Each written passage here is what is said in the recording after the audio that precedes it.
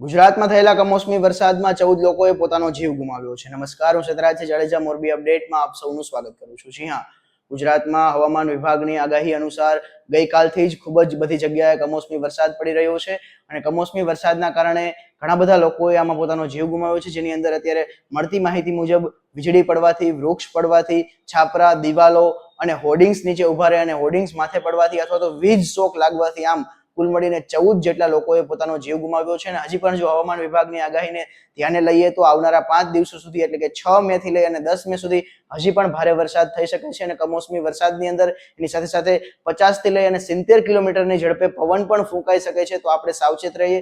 હવામાન વિભાગ દ્વારા સૌ લોકોને વિનંતી કરવામાં આવે છે કે આપણે બહાર જવાનું અથવા તો પ્રવાસને ટાળીએ, આપણે જળાશયોથી દૂર રહીએ અને વૃક્ષ નીચે કે હોર્ડિંગ્સ નીચે કે દિવાલો આસપાસ હોય ત્યાં આપણે આશરો ન લઈએ અને કોઈ સેફ જગ્યાએ, સુરક્ષિત જગ્યાએ આશરો લઈએ.